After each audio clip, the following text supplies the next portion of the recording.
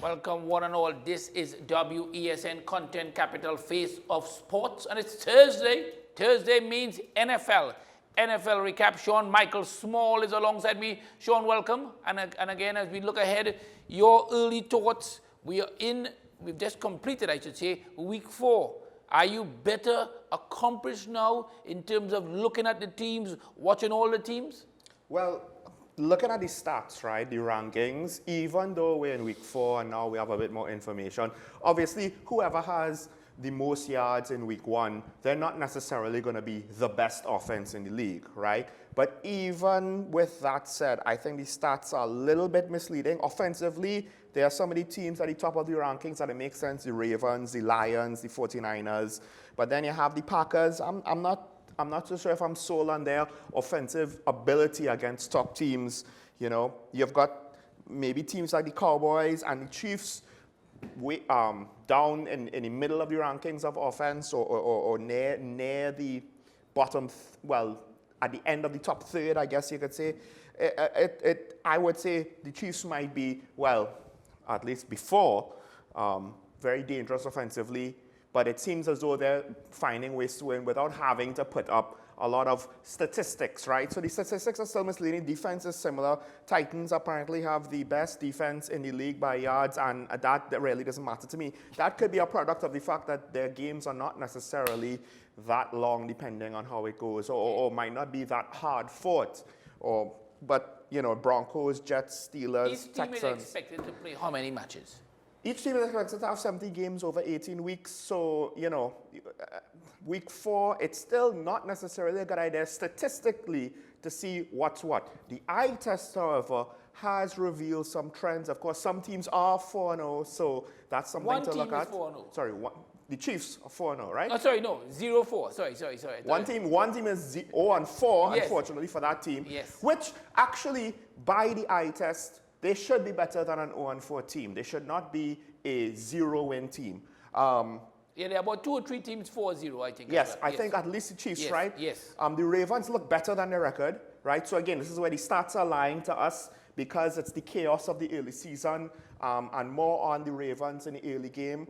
You know, injuries for the favored teams, particularly the Chiefs and again the 49ers, injuries are concerns. And I wanted to go back over that before we go into the game because someone asked me recently, what does it mean when you put someone on injured reserve? Because there's a number of games they have to miss. There's a standard waiting period. Because in football, and I'm talking about soccer, for the Americans, of course, but in English Premier League, there's nothing like that. A man can come back anytime. But in the NFL, when someone is on the injured reserve, there's a limited amount of games from which they can start, meaning whether the next 4 games, the next 5 games, as the case may be. So what happens is American football is a game where the roster is 53 men, and then there's a practice squad, which I think is something like 9 players or whatever. It's very heavily regulated because having fresh bodies and good players in reserve, having depth, right, backups, is more critical, I would argue. And maybe rugby is the only sport that comes close. And even then, I do wonder if the nature of rugby is not quite as critical because we've seen teams that got one position decimated, right? And the problem is, yeah, you could try and find someone off the street, but by the time you've reached the point where you're 4 men deep trying to find a starter, right, at a single position. So it's not as though you have 53 men and you could maybe find one of the other guys. No. For each individual position, you might only have 4 guys, and the 4th guy is not the guy you want to start, right? So if he's what you have left, you're looking for guys off the street, and that's going to be even worse. So you want to prevent teams from trying to monopolize players. Because say, if you had unlimited roster spots and the Chiefs were like, yeah, we'll hold men. Yes, no one who wants to be a starter will go there if they can't be a starter. Sure. But a lot of the backup players will love to go there assuming that, you know, money is affordable. So what happens, the next thing about it is, when you have an injury and the player clearly can't play, how do you replace them while maintaining enough depth on game day so that you can have a team? Because take quarterbacks, for instance, right? Teams might only have 2 quarterbacks. Some teams might have 3, but then, you know, the third spot, half of the time or more, is a wasted roster spot. So you'll run the risk with 2. When you have an injury, now you only have 1. So a long-term injury, that means to say either he's out for the game and early enough in the game and you're playing your backup, or the following week he's not available. Well, you can't go into a game or play most of a game with only 1 guy, because then the emergency backup is usually a non-quarterback who cannot play the position, right? That's basically what happened to the 49ers when Brock Purdy took them to the playoffs the first time. He was the number 3 or number 4 option. There was nothing left after him. So when he went out against the Eagles, so the idea with the injured reserve list is, yes, I can only have 53 men, but I could declare a man as injured reserve. I don't have to. But if I do so, it frees up a spot at the cost where he's not available for me to just plug back in whenever I feel like it. That's the catch. So if I want this spot free, so I could get somebody else off the street, or maybe even a trade, because you don't necessarily have to trade player for player. You could trade draft picks, right? I think you could potentially even trade money for a player, but most teams won't necessarily go for that, right? So what happens is, initially, with injured reserves, you were only able to bring back 1 player, and it would be 6 weeks or week 8 or somewhere deep or into the season. Then they allowed it to have more players to be brought back, right? So, I mean, it's changed so much at this point, I can't necessarily remember what the timing is. Right now, the number of players eligible to return are 8, which is a big change, because most of my time watching football, it was literally just 1, right? But a lot of star players, you know, basically got benched, and seasons kind of got ruined, I guess you could say, because they had too many injuries. Like now, right? One of the things is with regards to the Chiefs or the 49ers, they've had injuries early. If they're lucky, they'll have time to heal up by the playoffs, and everything will be okay. If they're unlucky, they might get more injuries. So how does the injured reserve work? In other words, is it that you have to admit you missed 4 games? Okay. Right, after now, they've made it a lot easier on coaches, I'll say this. After 4 games, they're eligible to return. Okay. So Tua is looking to return in about 2 weeks, right? Of course, there's always a chance that you have a season. Tua is the Miami quarterback, for those of you joining us late. Who has had some... has had 3 occasions of concussion so far. 1 this year, but serious concerns with regards to how... 2 previously, how easy it seems he could have real bad symptoms of concussions, the likes of which I haven't really seen on a lot of other players. Now, they can come back after 4 weeks. The thing is, though, one of the other reasons why you have the injured reserve is, say a man breaks his leg, a man tears an MCL, he's not coming back, right? And that was one of the things about injured reserve as well. Yeah. It is so that if I know the guy's not coming back, he's not going to take a roster spot. Right. So I have a chance to replace him, because again, yeah, you have 53 guys on the active roster, but when you look at it, the fact that you have offensive line, defensive line, and then within defensive line, you have like 2 different body types. Linebackers of various different positions and responsibilities, wide receivers, running backs, cornerbacks, safeties, tight ends, quarterbacks, specialists on special teams, punter, kicker, kick returner, long snapper. Like, all of a sudden, it starts to dry up pretty quick how many backups you can have at each position. And in some positions like offensive lineman, you need 5, and then they're all technically sub-specialized, right? You can't just, even 2 tackles, you can't just put, the guy on the left can't just go on the right, because he's so specialized. So it's important to have this in order to deal with injuries, and to some extent, they run the risk of kind of watering down the intention of how rosters are managed in the NFL, but I think this is for the better, because, again, in years gone by, say with one of the Chiefs' injuries, if it is serious enough to knock him out for multiple weeks, they might have had to put him in injury reserve. But then they might have had Pacheco on injury reserve, right? And then they could only bring back 1. And then there lies the problem. Because sometimes you're unlucky and you have, say, an 8-week-long injury, but they could come back, but then who do you bring back? Now you could bring all of your stars back, So hopefully that's one of the things about American football that unfortunately does heavily impact results. Injuries. I've seen too many good teams, because of injuries, get derailed. Right now, and look, the teams that I'm looking at right now, the Chiefs and the 49ers, for me personally, that are concerned, those are teams that had deep playoff runs the last couple of years, so the wear and tear on them is more, right? And that's one of the aspects of the game. What makes it harder to repeat successfully is literally just the physical wear and tear. We're not talking about other sports where, yeah, you know, training and stuff and it's tiring. It's talking about just the injuries pile up, because by week 17, 18, everybody that you see is technically injured. All right, so let's go to our first game. It involves none other than one of the teams that one of us supports. So let's go.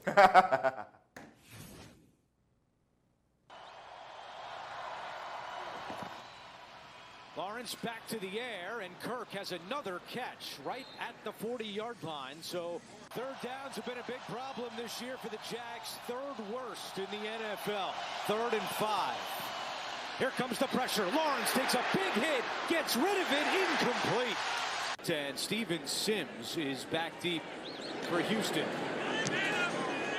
Cook, high, spiraling kick. Sims, fair catch. He lost the football. It's loose. Picked up by Thomas. Something they've not had a lot of through 3 games. Can they take advantage? Lawrence to Thomas for the touchdown.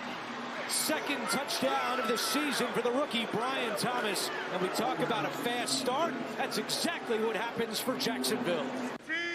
Through 3 weeks, nobody had more receiving yards than Nico Collins in the NFL. And here he goes again.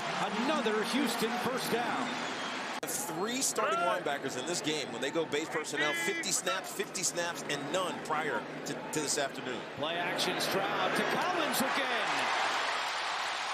To the 14-yard line. Another first down, a gain of 19. A handoff to Diggs. He threw one last week. Now he's going to run it to the 5. Diggs, touchdown! Stephon Diggs!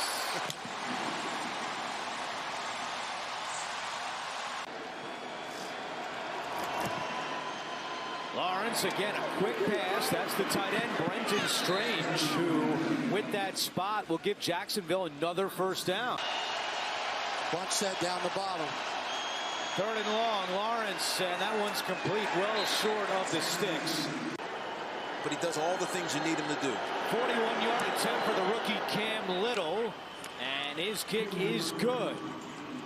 Not sure where that injury came from, but something to keep an eye on for sure. As Stroud goes back to work, was looking deep, now on the move, throws on the run. He's got a completion to Diggs. Stephon Diggs was able to break free.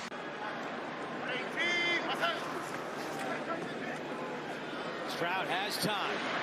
Now throws incomplete. His first incompletion over the head of Dalton Schultz. Lawrence, pump fakes. Pressure coming from Hunter. Lawrence just throws it away. Dangerously close to a safety. Said, look, we're grown men. We're making mistakes. Go out and fix them. Stroud wide open over the middle is Stover. Cade Stover rumbles for a big 27-yard pickup. But because of all the injuries, I'm assuming secondary and second level, they're forced to play more zone. Stroud play action, was looking deep, now underneath to Woods, and Woods is punched out by Ventrell Miller. Stroud over the middle, touchdown! Nico Collins, his 2nd touchdown of the season. A close game, sure, Michael Small, but I was always wary of the threat of Stroud because of the record of Jacksonville in terms of 3rd downs. They're just not able to finish. It's not just that. It's the fact that somehow, essentially, because Trevor Lawrence, I think the year before Stroud came into the league, was on the up, yes, right? Yes. Now, was it because the division was weak? I think so. Richardson and Stroud weren't so. drafted yet, I right? think so, yeah. But I think he won a playoff game that year, yes, right? He did. So, which would have the been... Chiefs knocked them out, actually, that year. The Chiefs knocked them out, right? And they would have had to beat someone outside yes, of their division yes, to win that playoff yes. game. Now, The thing with Trevor Lawrence is, first of all, I do have a concern with regards to the draft class. I think I can't remember. I always mix up Trey Lance and Justin Fields. I think it's Fields might be the one in Pittsburgh that's looking decent, right? Of course, Jones imploded, Zach Wilson disappeared, and now I'm not entirely sure what's going on with Trey Lance. I think he's with the Cowboys, if my memory is correct. On the bench. Yes. And Trevor Lawrence is, I guess, the other man left standing. And again, you have a quarterback whose development was delayed because of the whole Urban Meyer situation. You bring Mac Jones as a backup, who he himself has his development regressed. I think potentially in part because of him and maybe how he dealt with the pressure of the situation, unfortunately. So I think Jaguars fans, like yourself, should have concerns about Lawrence, because here comes C.J. Stroud and Anthony Richardson, but particularly Stroud. And I think it might be a little bit premature, but then again, he looked so good in his rookie year. In his rookie year that the analysts are very much enamored by him.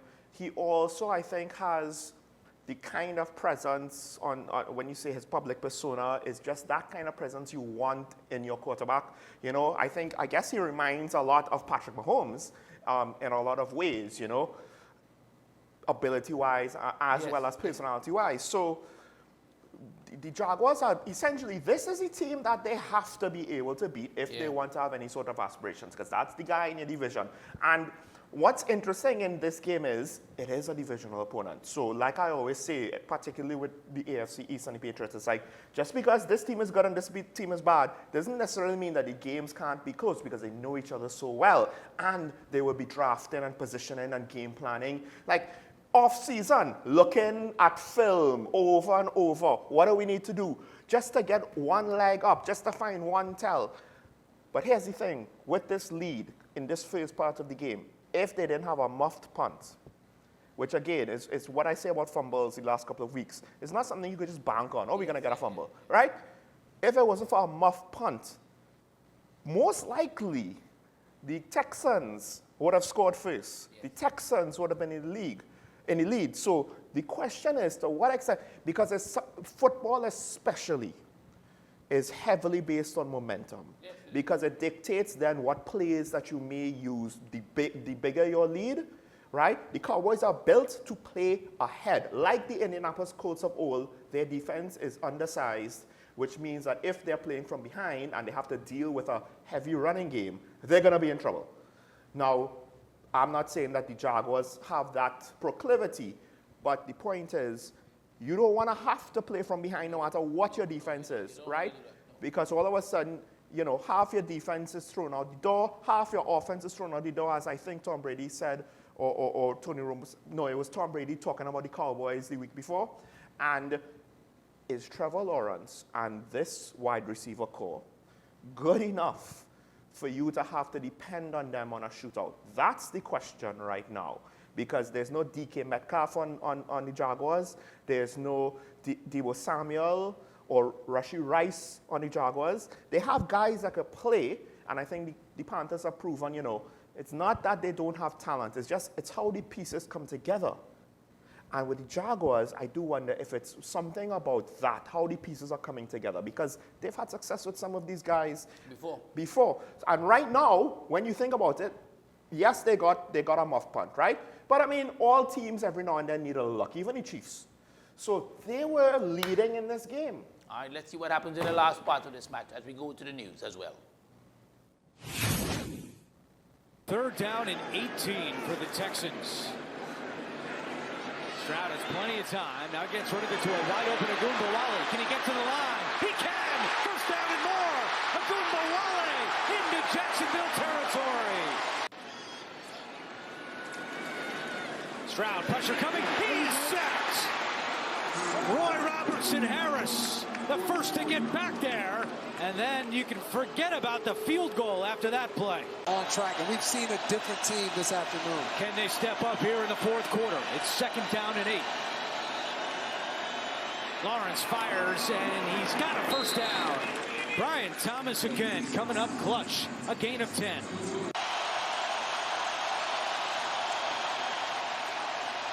Lawrence throws to Thomas, incomplete. So Houston will start this drive at the 13-yard line, trailing by 3. And a handoff on first down to Akers up the middle across the 20. And a nice start to this drive for Akers and the Texans. You want to hit that guy below the head and neck area. He absolutely did that on that play. 3rd and 15. Stroud in the pocket, looking deep, incomplete, too high for Nico Collins. Lawrence over the middle, incomplete. Looking for Kirk, and Eric Murray was right on him. Bmobile, the running back. Play fake. Stroud steps up, now fires. He's got Collins. Nico Collins having a day, and another Texans first down. Houston Texans finally. Over the middle, it's caught. Collins first down again for Nico Collins.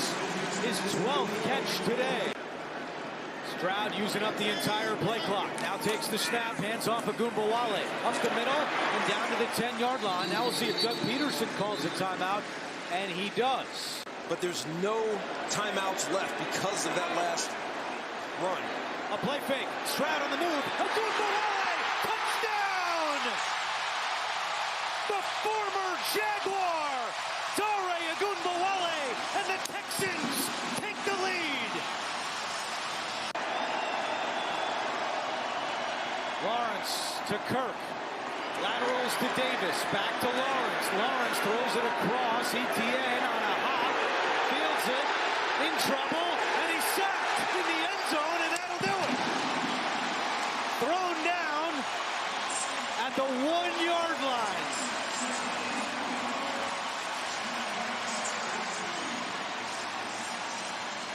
Wow. What an absolute heartbreaker for Trevor Lawrence and the Jaguars.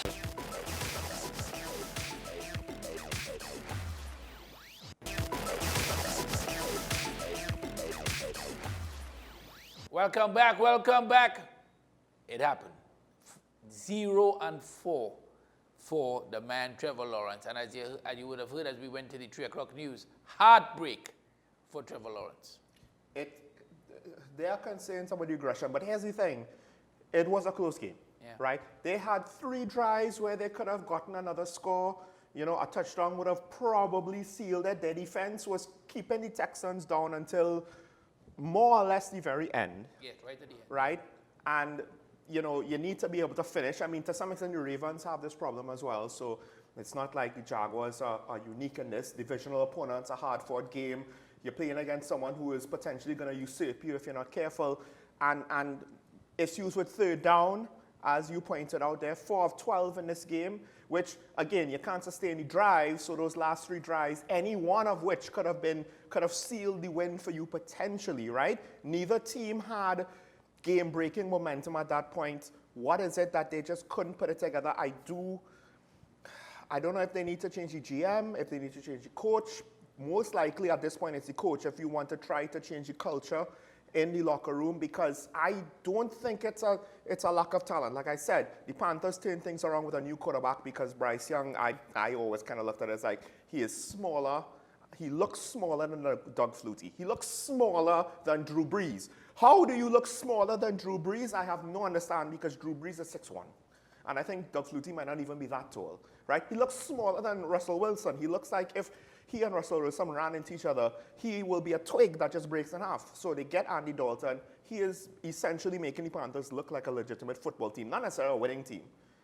So again, Trevor Lawrence doesn't look like a bad quarterback. No. So what's wrong? I think it's something about the parts coming together, so maybe you change the coach, but also for a team that at least at one point was drafting very high, where's the talent on the roster?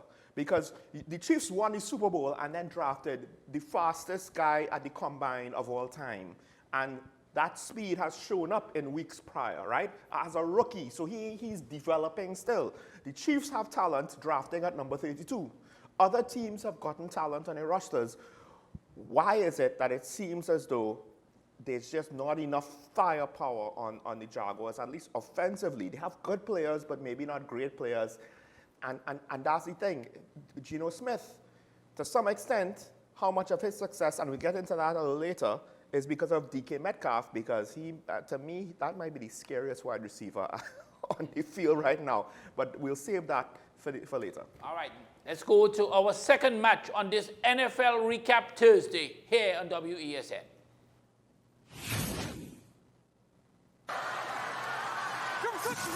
Second and 2. Going to run it here. White got a first down, breaks a tackle and more. Rashad White all the way across the 45.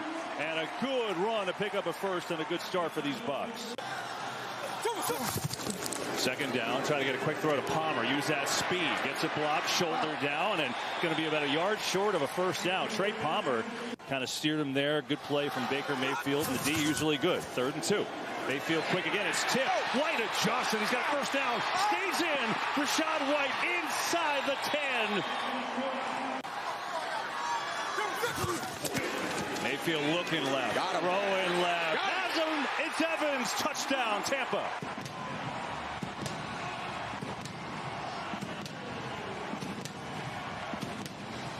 In speed. They get him in man-to-man. Got Gardner Johnson on him, and he runs a flag route, and there's no way. How do they handle the pressure?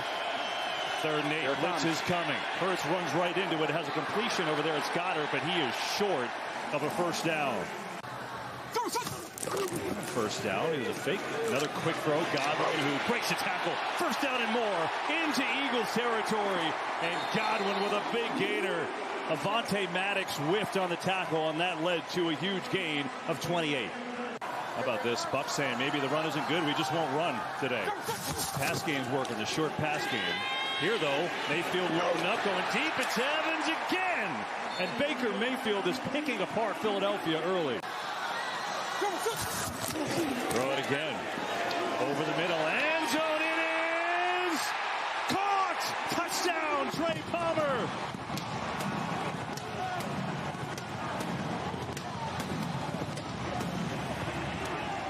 They wanted to be physical inside. Handling Davis, handling Carter. Clean pocket. Palmer is in there for Evans. This is kind of an Evans route when you put it in, and Palmer comes in. 4-man rush. Hurts. Sacked. It's Vita Vea. How can you miss him? Big number 50. Back from a knee injury and delivers.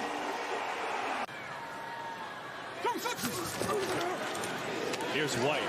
Big seam on the right side. Gets around Slay, and he's got a first down. All the way up to the 45. Fake to early. Pressure on Mayfield, and he is drilled. Ball comes out. They say he is down. Brandon Graham. And Cooper DeJean back to return for the Eagles. New punt returner because Britton Covey is hurt. Here's the rookie. Almost fair catch. Gets hit. I don't see a flag. Now there is a flag. Bucks jump on it, but there is a flag, and this may be interference on that fair catch.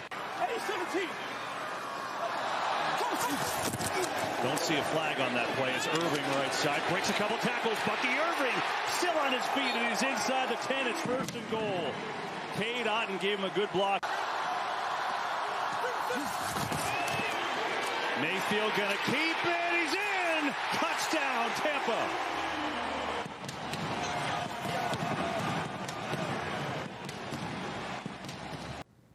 I got faked out on that run. I actually saw the running back got tackled, and it took me a second to realize no, Baker's going into the end zone. You can see he pumped up, and he has something to prove. But listen, that throw to number 10. Yeah, to make it 14. To Palmer, right? Yeah. And I mean, that's not the optimal body type of receiver for that kind of route, for that kind of situation, because he's not necessarily bigger than the defender. It's a tight window because you have to go, around the near defender who isn't covering the receiver but's in the passing lane, and then you still have to get it to the outside for your guy to catch it in front of him, so it'll be away from the defender that's right behind him. And basically, it looked as though he took a second to process and make that throw. So obviously, they practice this passing concept a lot, But as Brady pointed out, you would have expected maybe a Mike Evans to be in there, a taller guy with a longer wingspan, right? Longer reach.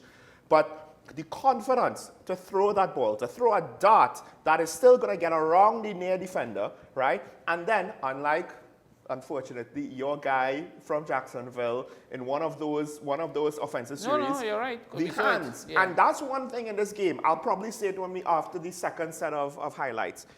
The hands of the Buccaneers receivers impressed me a lot. I just looked at this wide receiving core because obviously Godwin and Evans, you expect them to do well. They've won a Super Bowl with Tom Brady. They were expected to be elite wide receivers when they were drafted. I think Evans is a top like number 8 in the draft when he was drafted.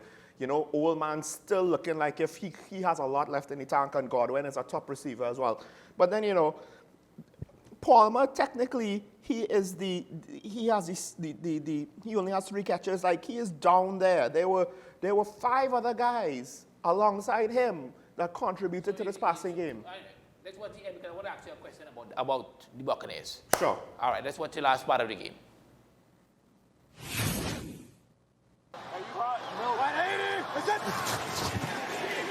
Mayfield zings it over the middle. It's Cade Otton who's got another catch, and he's inside the 35. It's still 30, 40 degrees different. Today, it's 30 to 40 degrees different. You just see the techniques and fundamentals aren't what they need to be. Irving dropped the ball. They set up a nice screen there, but Irving just dropped it. Maybe picked his head up. Good hold there. Good snap. Kick is up, and it is perfect. Wow. And it's not sustainable, as Coach Sirianni said, losing the turnover battle. Here you are again, the 3-score game in the heat. Hurts, there you go. Right over the middle, Calcaterra in stride, beautiful throw. And Grant Calcaterra taken down. They've got to get to the Tampa 33. Pressure again, Hurts thinks about running and slides down. There's a penalty back at the line of scrimmage. Meanwhile, your former teammate Levante David. Number 56, offense, 10-yard penalty, replay 3rd down. 3rd and 29. What do you got in the playbook for that? Hurts, pressure, sacked again. Ball comes out or not. Bucks are jumping on it. Yaya Diaby got there, and it looks like the Eagles stay with it. But we'll have to punt it anyway. Here's Mayfield back to throw it again. And Otton breaks the tackle. He's going to have a 1st down and more. 3rd and 7 here. Blitz is coming. Mayfield sees it, gets rid of it. Incomplete. Tried to get Godwin involved. Lane Johnson allows nary a pressure. Fred Johnson's had his troubles today. Going to run it here to Gainwell and pick up a 1st down. 3rd down. Blitz is coming. Hurts gets rid of it quickly and has a completion for a 1st down. 3rd and long. Pressure comes, they get it out far side of the field. It's Dotson again, and he's going to go nowhere. Pressure. Yep, blitz coming, Hurts in trouble, and down he goes again. Sack number 6. Lose the turnover battle, time of possession, all those little battles that win the war. Plus you're down your big dogs. Plus you still can't handle the blitz. We're going to just run it out here with Irving. And that's part of this game, is continuing to adjust. Every single week you got to do different things to find ways to win. Wade has a 1st down, and that should do it with 1:08 to go. At the same time, they also got a chance to kind of put the hammer down in the division early a little bit, right? Yeah. Well, and I think you get A.J. Brown back, you get Devontae Smith back. Again, it's always so many of these games about, are you playing on your terms, or are you being forced to play on the other team's terms? And what we saw today was it was all Bucks early. Buccaneers looking pretty good. Listen, Michael Small. so that drop in the second highlight package, that was the running back, right? All right, take the excuse. But I'll say this, both running backs, 10 carries for 4.9 yards per carry, Right. so only about 50 yards each, but it's almost 5 carries, 5 yards per carry, right? They only had 100 yards on the ground. They had over 300 yards in the air. The ball was spread out so well. Because you have, okay, Evans had 8 for 94 yards, Godwin had 6 for 69 yards, Otton had 6 for 52 yards, Shepard had 3 for 51 yards, White had 2 for 35 yards, Palmer had 3 for 26 yards. So it's like none of them, except for maybe Evans, had a particularly big number. But we had over 300 yards passing. We had 6 guys involved. Who would you key on? The guy with the least yards on that list scored got one of the big catches to get a touchdown. So who do you key on this passing attack? And I do wonder if, to some extent, maybe they kind of put their foot off of the gas a little bit. One of the issues in football on kind of being too aggressive is you could get injuries. That's why it's good to maybe default a little bit more to the running game at the end and be a little conservative, in part because of injury concerns. The changes in the IR rules notwithstanding. But I like what Baker's doing. I like his decision making. I like that they're willing to have him under center, that they have a competent running game to go with the passing game, but they have a deep wide receiver core, and they made the Eagles, they basically flipped the script on the Eagles. This is kind of like what Tom Brady's Bucks did against the Chiefs. They got Jalen Hurts 6 sacks, 2 fumbles, right? No turnovers on the Buccaneers side. So the Eagles, I mean, when you're being outplayed and then you cough up 2 turnovers, good luck with that. And it seems as though the Eagles just couldn't get anything going. I mean, you have the big name running back, Saquon Barkley, who had flashes. 84 yards off of 10 carries. That's not bad. 8.4 yards a carry is phenomenal. But what did I just say before? They're behind. They're so far behind, they gave up on the run, and they essentially just tossed all of that half their playbook out. They couldn't be balanced. It was easy to key in, and that's one of the reasons why. Listen, Vita Vea is the nose tackle. All he could really do is bull rush. He's 300 plus, maybe like 350 pounds, right? He ain't gonna agile his way around somebody. But he kind of helps set the tone by when you could collapse the pocket from the front middle of the pocket like that with your nose tackle. That is hard time for any quarterback, because all of a sudden now, this wall of bodies is just coming to you. Are you realistically, before we go to our next game, Shawn Michael Small, seeing the Buccaneers in with a chance to be a contender? I expect them to be in the playoffs. I think they should be better off than the Vikings. Kirk Cousins, while he makes, not the Vikings, sorry, the Falcons. While he makes the Falcons better, obviously, right?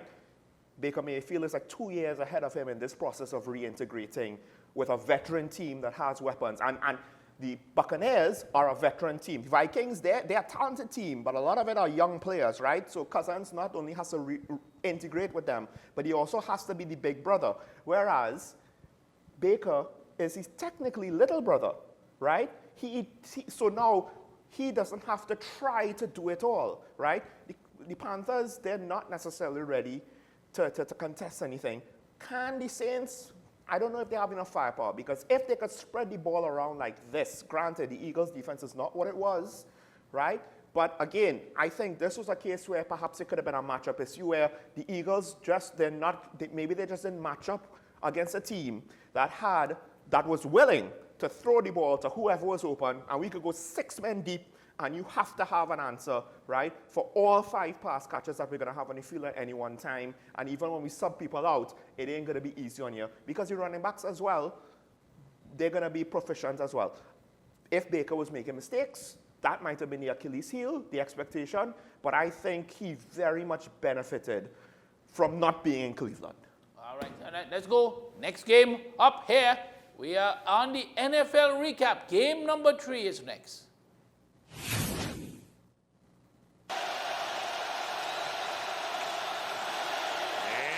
Going to step up, take off, and get right at the 40, close to the line. They mark it on the line. That's a first down for Buffalo as Allen uses his legs on this opening drive.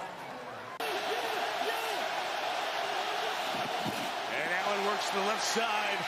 The Orchard Park snowplow. It'll be a give. It is James Cook left side. Cook stopped before he got to the secondary. A gain of 7 against this Baltimore defense. Heard it on a touchdown run in the first half of the first game against Arizona. 3rd and a couple, scanning. Allen stays in there and throws incomplete. Trying to get it to Kincaid. Here goes Henry up a big running game against Dallas. Derrick Henry on the run. Hamlin and Lewis chasing at the 40, at the 30. He will score!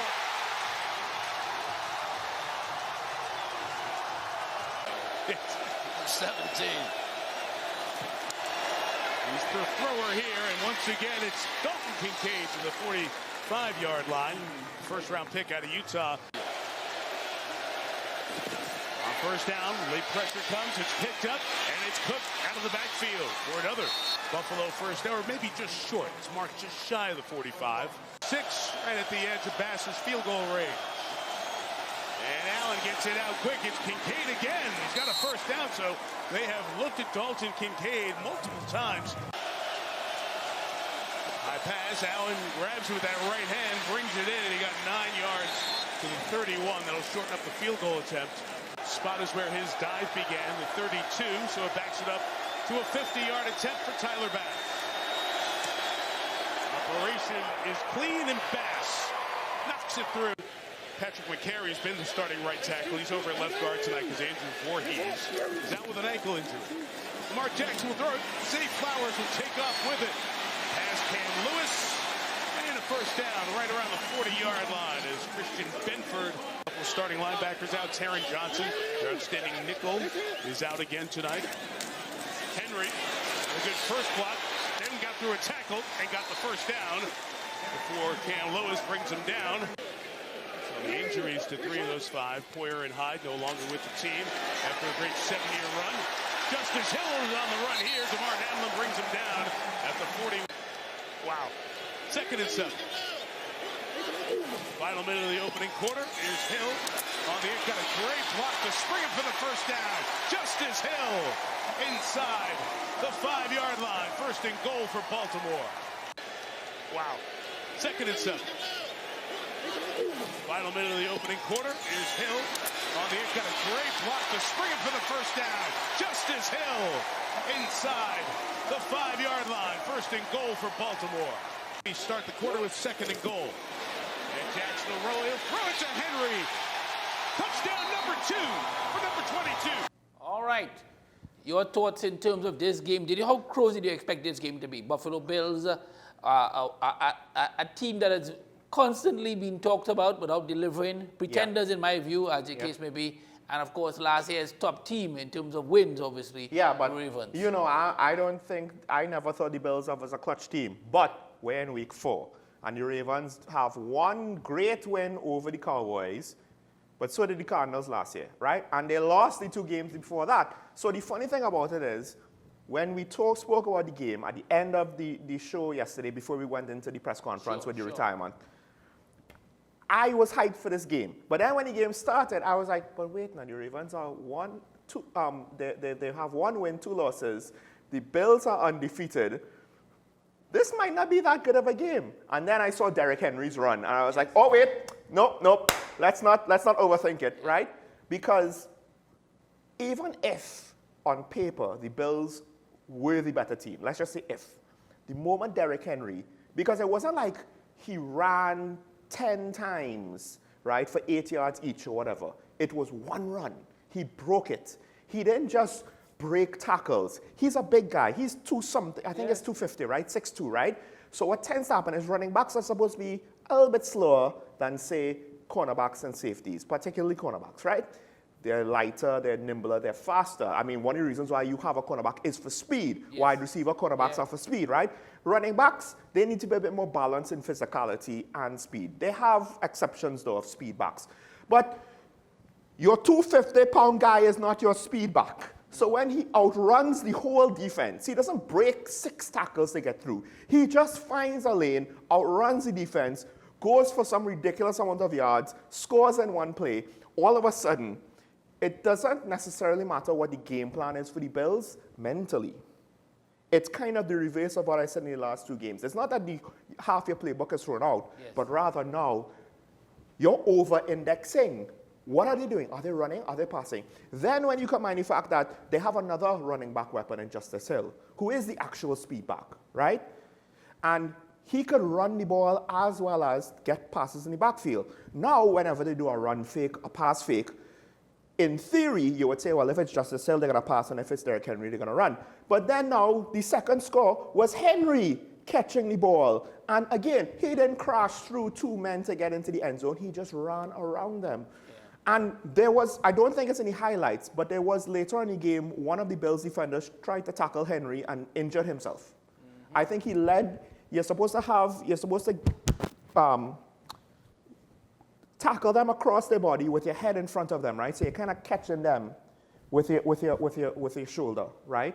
You don't want to tackle them when they're running this way and you're trying to come from behind them. You want to be in front of them. And I think what happened was he might have impacted maybe his neck a little too hard when he did that hit. But because Derrick Henry is that big of a man, right? So now you have this guy who has speed, who can catch the ball, so he has hands. Usually power backs don't have hands. So just from this one position, these two guys, they're threatening multiple things. And for the first half of that game, I think it got to the point where maybe the Ravens were being too cute, but it was fine because it was working. They would fake a screen and then hand the ball off. They would fake a handoff and then throw a screen or throw a pass deep. So many misdirection plays, and the Bills were barely keeping up, and it was almost like if the Ravens OC was having his way with the Bills defense, and I don't necessarily think it was potentially a bad job by the Bills coaches. It's just that, again, Derrick Henry broke a long run. So now, in their mind, they have to, they can't afford to let him do that again. So there's going to be some, and maybe the coaches did index on this too, there's going to be some priority to make sure he can't break out for long runs. So they're going to always have in their play calling some of the elements of whatever defensive play they call. They're not going to call a play that's going to be vulnerable to the running game, right? But then now, when they're doing all these misdirections, and you can't peg down the Ravens for what they're doing, and then let's not forget, he could fake to Henry, he could fake to a thing, and then Jackson himself could run the ball. So did you, at this stage, feel it was all over for the Bills or not? The thing is, the momentum seemed to be so, it's hard to say, right? Because I didn't have the thought that it was all over, okay. But I did have the thought that the Ravens are just, I mean, to me, the play calling was kind of embarrassing almost, when it was almost like if, you know, you should expect the trick play, which means whatever Jackson does first is going to be a fake. Right. And that in a way should be a giveaway, but it successfully fooled them for at least a quarter to 2 quarters, one half of football. To say, the thing is, and again, I'll always go back to 2010 when the Ravens did this to my Patriots at the time, who were not good enough to come back from behind. The Ravens are, I believe, still a defensive team. So when your offense is having their way with the opposing team, and technically the defense is what is potentially leading the way, might be the stronger part of your team. Jackson would disagree with you. Lamar Jackson, he will believe that his attacking well, I mean, is let's put it this way. I think if you ask and Mahomes, he was just the MVP. Hold on.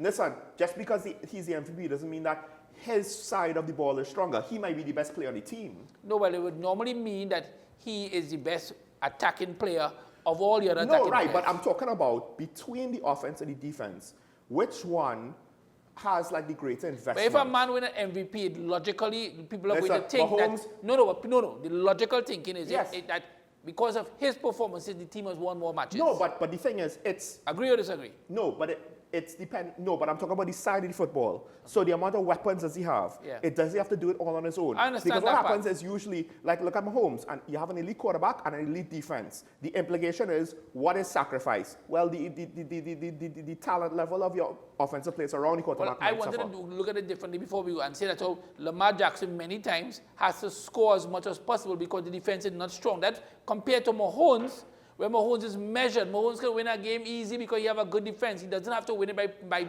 in fact, he has not been winning it by a lot of points, obviously. But we digress. Well, no, but I'll say this. Now that you have the running backs coming in, you got, oh gosh, why am I forgetting all the names? You have Justice Hill coming up. You have Derrick Henry this year. You still have Flowers that hasn't necessarily had to contribute much for the year. He's been kind of quiet. Their tight ends are pretty good. You're although, basically saying they have more options, right? They have, like, compared to 2 years ago, they have way more options. All right. But this defense rarely did a number on all of the teams they faced. Huh? Don't get it twisted.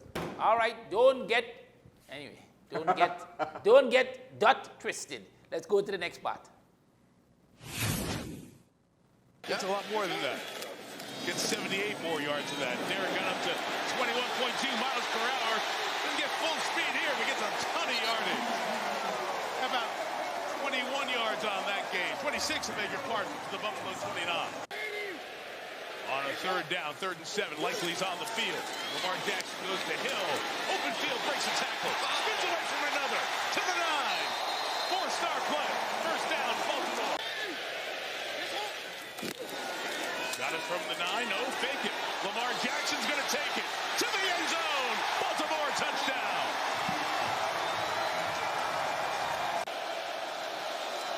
From the 30. Allen scanning, rips it in the middle, and there goes Dalton Kincaid. 25 yards for 45. 2nd and 6. Allen protected, back shoulder throw. They've gone to Coleman twice on the same route, and he's cashed both in the second half. Gain of 21. All throws, 6 plays on this drive. Corner coming. Can Allen get away from Humphrey? Yes, he can the first time. Trying to stiff arm and could not get away. Begins the 4th quarter with a 48-yard field goal attempt. Wide left.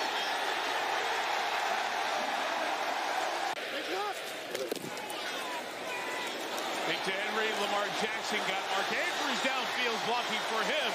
He'll take it into Buffalo territory. To the 43.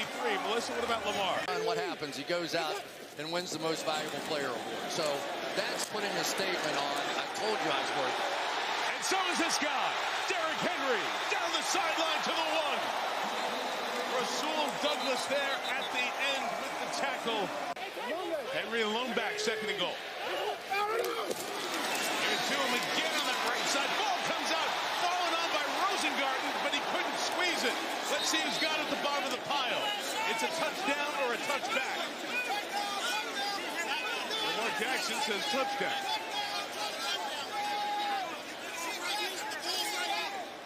I'm not so sure it's not Patrick Ricard. This may be the ultimate payback. The rookie got the start of tackle tonight. 3rd and 10. Allen's in trouble. Shoes away. Jackson on the sideline flings it. It's incomplete with all the bodies running towards that sideline, including Mac Hollins. It was like the Atlanta teams when Michael Vick was there. They always led the league in rushing. There is Henry busting through for the first down. Gets past the 47-yard line. How you can figure that out, I have no idea with these 2 athletes running the football. It's Henry trying to stretch it out there. He'll get popped right around midfield. Trubisky now 30 years old, 3rd and 12. And sideline flip. Nate Wiggins has 2nd chance. And his first interception. Maybe they will see each other later on in the year. The 2 teams that you expect to see contending when the weather gets cold. But tonight it was all Lamar Jackson in Baltimore. I like that jacket there for you, Sean. That looks like something you would wear. No, when you're doing the show in the morning, I pity we can't see it again, Judge, because when you're doing the show in the morning, Stop encouraging them. when you're doing the show in the morning, I think you should put Stop trying to distract I think you people. should put on that jacket. Who's 0-4, by the way? The Jaguars? All right. Now, See you get it. Go ahead, sir. Go ahead. no, I was saying, the Eagles, right? Their defense was leading the team. They didn't have, I would argue, that much weapons on offense when they got to the Super Bowl last time. That's the thing. The Ravens' defense as a unit might be more mature and better than the offense right now. Because, again, when they get Flowers and some of the other wide receivers, right? When Mark Andrews doesn't drop, he had a big drop in this game. And I think because of that, Lamar might have been like, I don't know if I got through the ball to you for the rest of this game, right? But also the running game is going so well. And it's not just that it was the running game. Derrick Henry had 3 catches for just 10 yards, but Justice Hill had 6 catches for 78 yards. The running back, the other running back, had the most receiving yards on the team. One of the other things that I found interesting, Lamar Jackson only had 156 throwing yards. Henry had 200 rushing yards all of it. So, well, 199. There was a big thing about how they kind of, for whatever reason, they didn't go for the 200 because it would have been a milestone for the record books, right? But again, yeah, the 2 games previous, the winning teams had over 300 yards compared to the losing team's efforts, which was less than 200 yards passing. But here, Lamar Jackson is like, listen, I have 2 workhorses. I also could run the ball. Good luck figuring this thing out.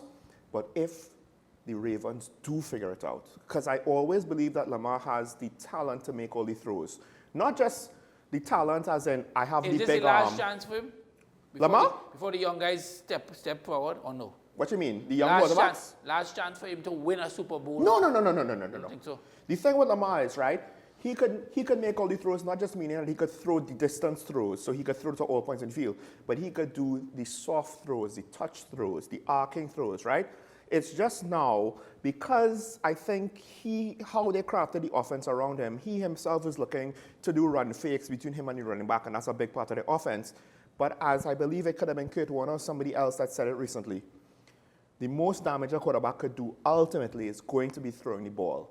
And if they could figure out how to get him more of a pass-first guy, right, the threat that he would offer, because here's the thing, as he gets older, his agility is going to drop, and his speed is going to drop, and he's not going to be able to depend on these things. So if he wants to have a long career, like Rodgers, Breeze, Brady, right, if he wants to go longer than Warner or Manning, that by the mid-30s they were done, he has to get more tools. But right now, he don't have to worry about. Listen, he's chasing Mahomes, but to be fair, yes, other people might beat Mahomes and technically kind of surpass him. But in terms of ability, in terms of development, and I think the type of player he is, I don't have concerns of his immaturity or anything like that undermining his development, right? He has a good skill set. For what his game plan is, I think he makes good decisions, so it's more about expanding their options, right? But to be fair, when you have two running backs like this, plus himself being such a good runner, to some extent, being a run-first team in the age where everybody's is supposed to be a passing-heavy team, but I think the coaches figured this out long before the sports media. Being such a good run-first team is not a bad place to be. When you have all of these undersized defenses that want to go cover two, that's right, yeah, put your safeties in the back, right? Leave the box light and let Derrick Henry could technically, we didn't see this game, but a guy his size, he could bulldoze through a lot of men like we saw the Ravens do against the Cowboys. So I think they're in a good position for this year. It's just, of course, once he reaches look at what happened to Russell Wilson now, right? The legs are not the same that they were. So once Lamar gets to his mid-30s, he has to be able to be a better pocket passer. But he's already shown that he could do it now. That's the thing. It's not like Cam Newton where he didn't have touch. He had the arm strength, but he couldn't make all the intermediate and short throws, all of the various ways, with an arcing throw, with a soft throw, because sometimes just having a cannon for an arm to shoot the ball to the receiver doesn't matter if the guy can't hold on to it, as we've seen sometimes, right? So I have high hopes for Lamar Jackson. The only question on his mentality is the boogeyman of Kansas City, something that he really needs to work on. I don't know what it is that their matchup against KC is historically so bad. All right, let's go to our next match.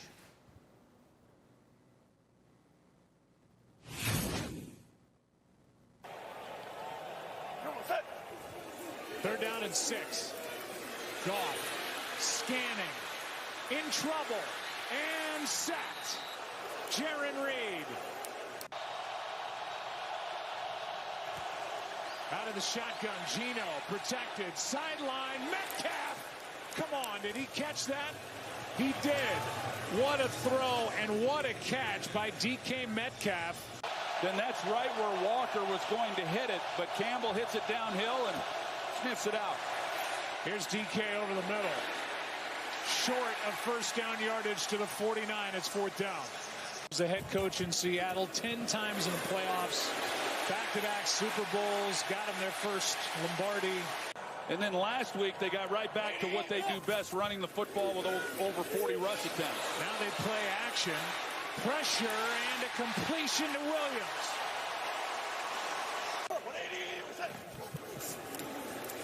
Play action again. Great protection. Pass caught. First down, St. Brown.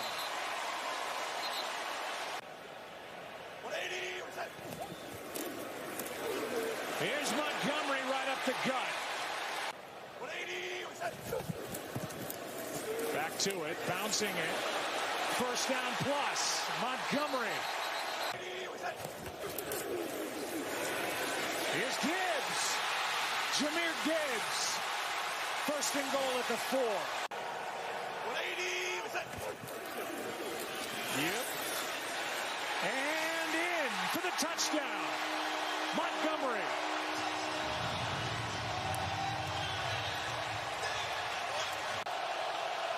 It's now 3rd down and 8. Pass is caught. Smith and Jigba out of bounds with a first down. In Jigba, or Smith and Jigba to pick up that first down. Fake toss. We'll still run it only once. And there's Jake Bobo. See it a couple times a week. First down. Metcalf, perfect throw. And DK, ball's out. Fighting for extra yards. Returned by Davis. Down the sideline. And out of bounds inside the 15.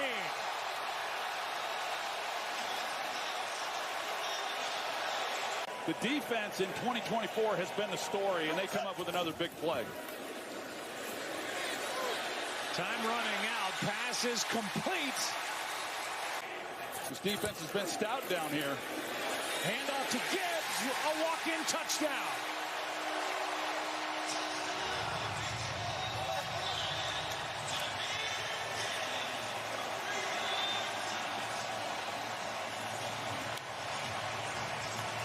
And the One-way traffic. Shawn Michael Small, did you expect that? Well, I think Dan Campbell should be at least considered for Coach of the Year. And one could argue, So soon? it's the Lions. All right. Like the Lions were what some of these teams like the Panthers and who else? Well, the Falcons before they got Kirk Cousins, like the Browns, they were that team that was just always kind of bad. They got Stafford and Calvin Johnson kind of made them respectable. But before that, I mean, I like Dan Orlovsky on ESPN, but Dan was the quarterback for when they went 0-16. They had a winless season. He even had a play where he took the snap and ran out of bounds in the back of the end zone, and it caused a safety, which gives the other team 2 points, and you have to kick the ball to them, right? Not because he was pressured, but because he had no awareness on the field of where he was, and he just ran out the back of the end zone with the ball. Big mistake. But then how many times does a quarterback find himself having to, throw from the end zone, right? That's one of the reasons why when they're in the end zone. He wasn't very good. No. As a player, no. As an analyst, yes, except his 9 deep elite quarterback list. But the Lions were perennially bad. When I say bad, I mean the Texans and all. You cannot understate what C.J. Stroud and even Trevor Lawrence have done for their respective teams, which is why the Jaguars look so bad, because the expectations were raised so much higher, right? The Texans, after a brief period in the 2010s, right, early 2010s, late 2000s, they went from being a bad team to okay, respectable team to back to being a bad team, right? And we're talking about teams that can't get out of their own way.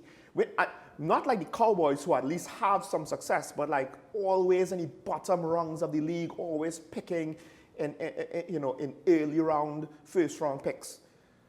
And the Lions, they don't just look like, oh, well, we got a few good draft picks and we got lucky and now we have some talent and we're winning with talent. They look like they're winning with a plan because of a vision, right? And what's actually scary is usually, all right, if you get better, you have some role players, you draft well, you're not necessarily going to always have a whole set of physical talent. But some of the speed that they have on this team, is kind of scary. Jared Goff is playing so well, right? And again, I am curious if anyone will ever do a full study into how the trends of the league play calling and what became popular, how that changed. So then, how did that have a positive impact on guys like Goff, Kirk Cousins, Sam Darnold, Andy Dalton, et cetera, right? Because one could argue Goff himself, when they traded him to the Lions, kind of washed up. But the point with the Lions was like, look, we're not going to have Stafford forever. He's older. The Rams want to win now. We want to build something. We need a younger guy. He's not as young as CJ Stroud or Trevor Lawrence, but he's a younger guy. We could have him for longer. And it's working out. It's fitting in.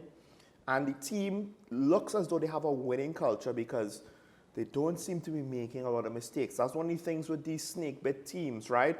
Like the Jaguars with some of those drops that you saw. It's almost like if they don't have the confidence to win.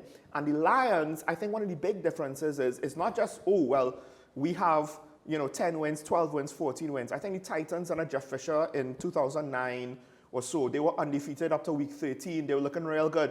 They never got a Super Bowl. They never did anything after that, right? Albert Hainsworth basically, he suckered the then Washington Redskins to give him a big contract and proved to be one of the laziest guys in the NFL of all time, despite all the talent that he had. So they don't seem to be a flash in the pan because last year they were looking good and they're building and ascending. And I am impressed. Are you expecting them to get a good run again? I was expecting them to be a good team. I didn't expect them to be a good team last year, and they were a good team last year. So I was expecting them to be a good team this year, and I think they're a great team. I think they could be a great team. I think they could go at least to the NFC Championship game. They might even potentially be the NFC representative, because outside of San Francisco, just off the top of my head, no one else really comes to mind that could challenge them. So I suppose the last part of this is the last game we'll be looking at, and then we'll go into a recap of all the matches that we played, and then we'll look ahead. So let's look at the last part of this game. Good coverage there by Terrion Arnold. Here's Fant. Good strong catch. Got hit, hung on with 2:45 to go. Here is Bobo. He's been active tonight. Forced out of bounds inside the 20. Smith out to his right. Got room. Flag on the play. And Gino out of bounds. First and goal from just outside the 3. Smith. That one is batted down, and he had Lockett.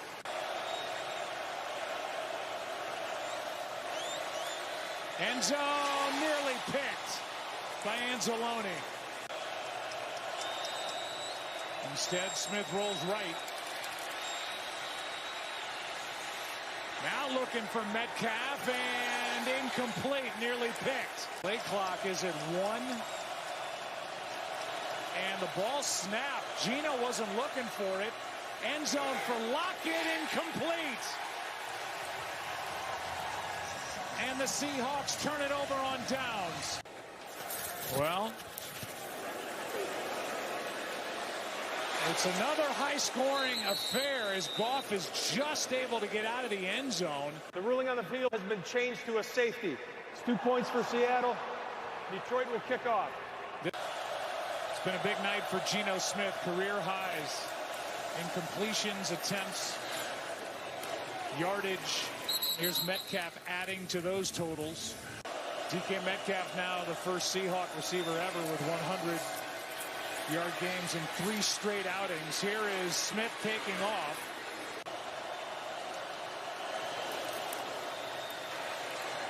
End zone, and well, they bring 6 guys on the rush. Kirby Joseph's just going to play center field, and he's underneath the throw to make a play.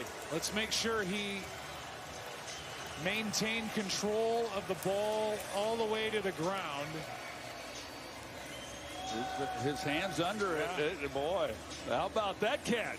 That's amazing by Kirby Joseph. That's really good. And you talked about him earlier. He's been really good for them this year. That's a heck of a play to wrap this game up. Wow. He had 1 in week 1. He had 1 last week and 1 tonight, which, if it stands, and it looks to us like it will, it was close. Hand was under it. Will end the night. He's got more interceptions than he does receptions that he's given up. I'll give you 1 on those lines. Doesn't matter in the end, but yes. I think the Seahawks might be capped. I think they have DK Metcalf. He's that much of a weapon that he is driving the offense with Geno Smith. I don't know if they have enough to really elevate them beyond that. And this is a case where I would like to see Lamar Jackson throw the ball more with the Ravens, right? But there's a point where it's too much because Geno Smith has almost 400 yards, right? He has a pick in the end, so it kind of doesn't really count with regards to how it affected the game per se. But he had more yards than Goff, but Goff had 2 touchdowns to his 1 and also had a receiving touchdown where he caught 1, but with a beautiful trick play. But my point is, yes, you want to see quarterbacks throw more, but then there's a point where it's too much, where they're having to do much. And probably what happened is also the Seahawks had to get away from their run game as well. And when you do that, not only are you now overly dependent on your quarterback, the opposing defense could pin their ears back and just worry about pass rush. You don't have to worry about stopping the run. So you see the Lions going further? I think the Lions are going to fail. I don't think the Seahawks are really a contender. They might get to the playoffs though. So now the question is, I don't know if the Vikings, and maybe we need to give them more of a spotlight. All right, so let's have a look in a few weeks. So let's have a look at some of the results. Let's have some of the results of games that we didn't bring you. Let's start with the Commanders against the Cardinals. An overwhelming victory here. Second overall pick, although I don't necessarily think the Commanders are so much more talented than the Cardinals. So again, now I didn't necessarily pay too much attention to this game. Although people are looking at this and they're comparing it with the Bears, right, who picked first on Caleb Williams. Although if Caleb Williams didn't win this week, the press would have had a field day. Although again, it's just 1 week, so it would have been premature either way. And it's week 4. Is this where both teams are going to end up? No. But I don't necessarily have a lot of hope for either team. I could be wrong because I believe the Commanders are in the lead in their division, so they could end up being in the playoffs. They could potentially do some damage, right? I don't expect 49ers, Patriots, quickly. The 49ers have injuries, right? The Patriots, it is what it is, right? I'm disappointed because I think their development week to week might also be capped. Raiders, right? Browns. Listen, what can I say? Both situations are essentially horrible. The Browns just have a worse financial situation with Watson's contract.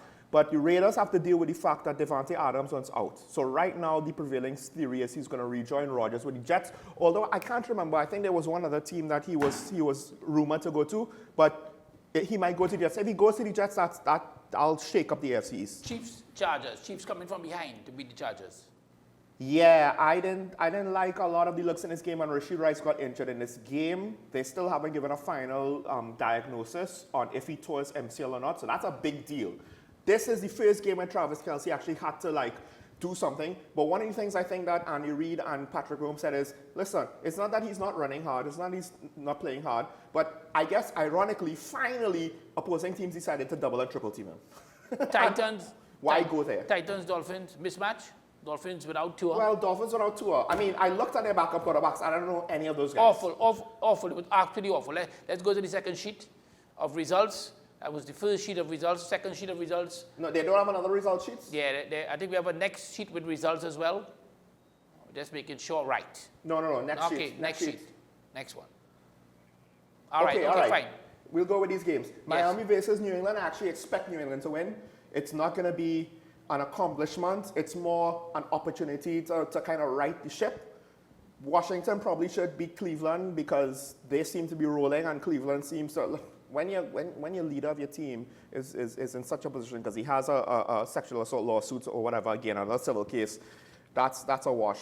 Denver versus Raiders might be interesting. Broncos. Right? But I think the thing is, I expect the Broncos to win. Gardner Minshew is Gardner Minshew. I don't know what else to say. He is a journeyman backup guy, right?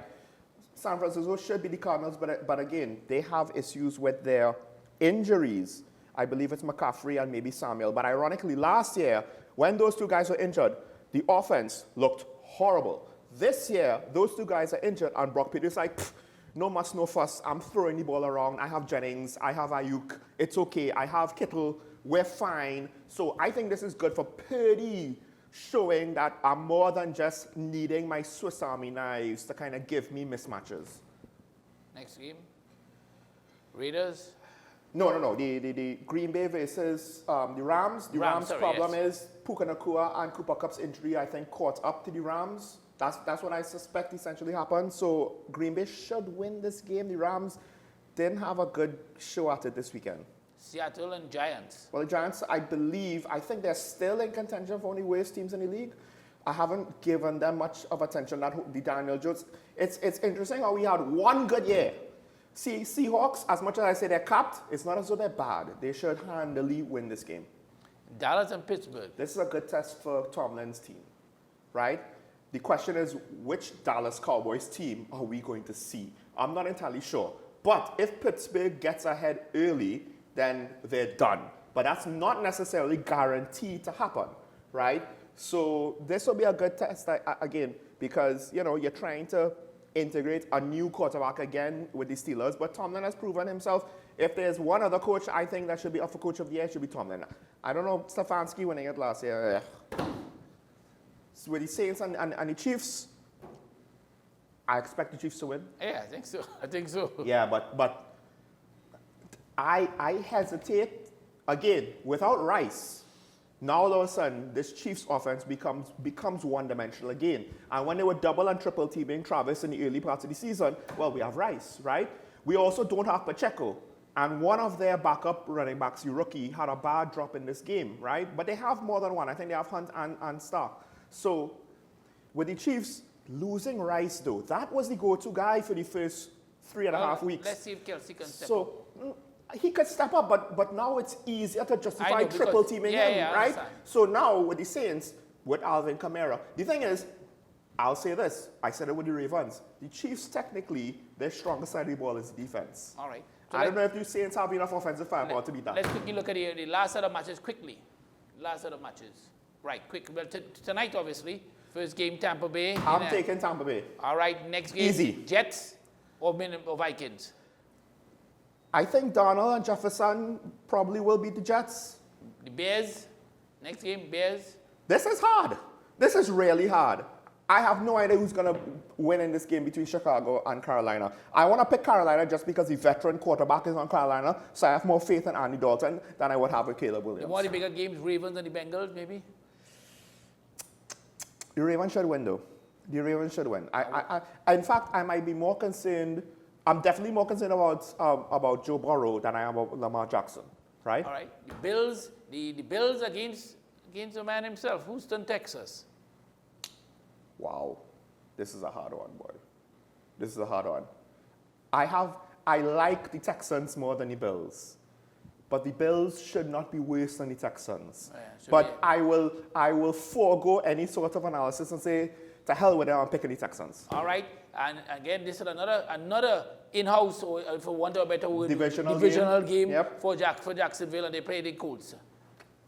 It's going to be tough. So technically speaking, they could win this game. They're at home, so like right. Not just that, they almost beat the Texans, right? So there's a bit of parity between the Colts. This is a must-win game. I'm going to say must-win game. So I'll say this: there's a chance that they win this game, but if I had to be honest, at least 50% or more likelihood of the Colts winning this game. Certainly. All right, as we go, much thanks to the Sean Michael Small as usual. Much thanks to the hard-working Neil, Rodney, Josh Keaton, Sean is here with me, Mile when he's here, Ryan Gomez, Burke, and Josh who is doubling up. This has been WESN Content Capital Faith of Sports. Week 4 is gone. Week 5 next. Can the Jaguars win? At last? We'll know. At last. Goodbye. At last, will you? Yeah, I know.